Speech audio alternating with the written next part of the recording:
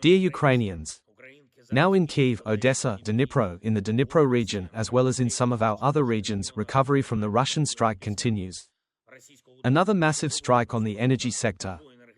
Again, there was a lot of ballistics against energy facilities. Most of these Russian means included 24 ballistic missiles last night, one more guided missile, and over 200 drones. A significant amount was shot down. The task of the Minister of Defense, who is currently with Europeans and other partners at Ramstein, there is a need to accelerate the delivery of packages for our air defense.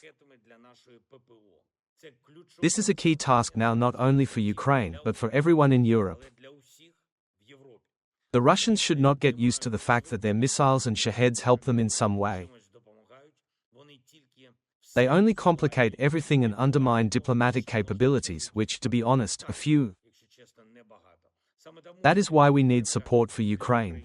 We need sufficient pressure on Russia. We need to end the war with security guarantees, definitely without any rewards to the aggressor for this war. These are the preconditions to prevent Europe from being swept away by other Russian strikes, new aggressions, similar massive attacks against other European states like the ones we are currently repelling in Ukraine. I also expect sufficient activity from the entire system of Ukrainian diplomacy. This applies to the Ministry of Foreign Affairs and every Ukrainian embassy. If the embassy is silent, then this is unsatisfactory work. Ukraine must be heard everywhere in the world. Ukraine must be helped. I expect to see the corresponding results regarding support for Ukraine this week.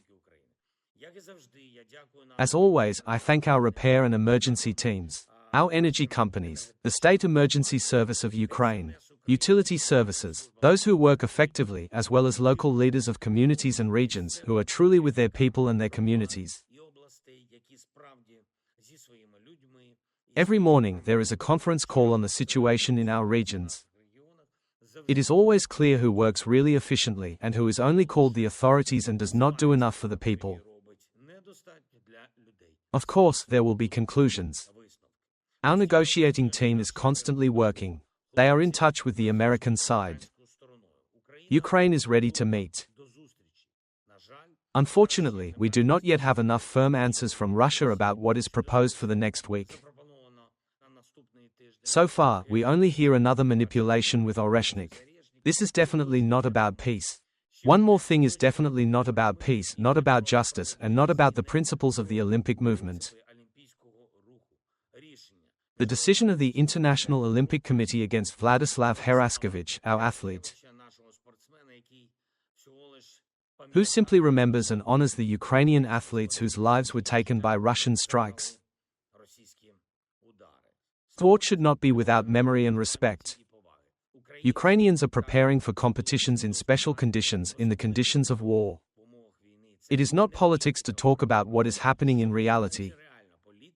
Politics is when Russians hide under other passports and still get into competitions. Politics is when the Russian flag is still present at the Olympics. Politics is when the International Olympic Committee is afraid of the truth and because of this it provokes chaos. Full support for our athletes. I thank you all. I thank Vladislav Heraskevich. I signed a decree awarding Vladislav the Order of Freedom.